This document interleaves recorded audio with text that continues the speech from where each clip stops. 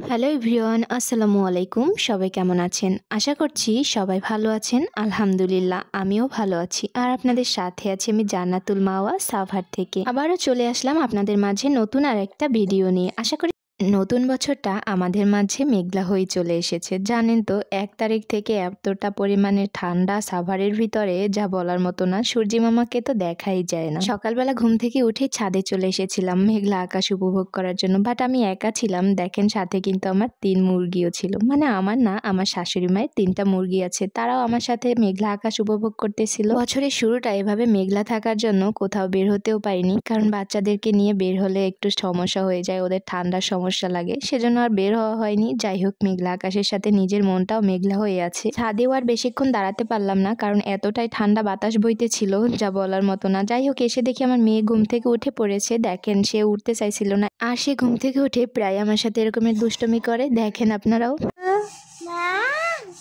মা আবার বলো, বলো মা, একটু বলো জি, আবার বলো, জোরে বলো জি।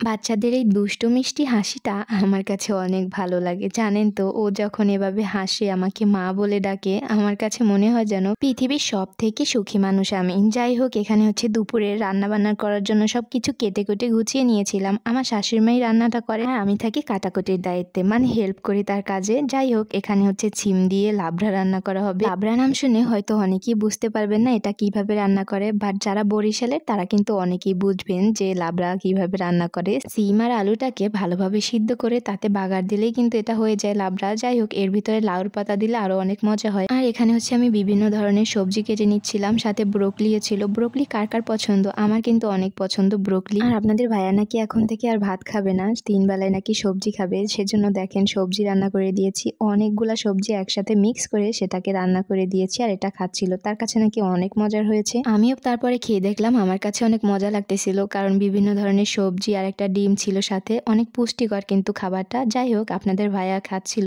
আমি দেখে বলতেছিলাম তুমি বিদেশে চলে যাও, তাহলে আর তোমাকে একদমই ভাত খেতে হবে না। বিদেশে তো ফলের দাম কম, কারণ ও ফল খেয়ে থাকতে পারবে, সবজি খেয়ে থাকতে পারবে। যাই হোক, আর এখানে হচ্ছে আমি দুপুরে ভাত নিয়ে নিয়েছিলাম। আর আমার দুপুরে খাবারে ছিল কলিজা ভুনা আর এই যে লাবড়াটা। দেখেন সিমটা কিন্তু একদম গলে গেছে, বাট বিচিটা উপরে ভেসে ভেসে রয়েছে। আমার কাছে এটা অনেক মজার লাগে। আর সাথে ছিল পালং শাক। আর আজকে এ পর্যন্ত। সবাই ভালো থাকবেন, সুস্থ থাকবেন। দেখা যাবে নেক্সট ভিডিওতে। আসসালামু আলাইকুম।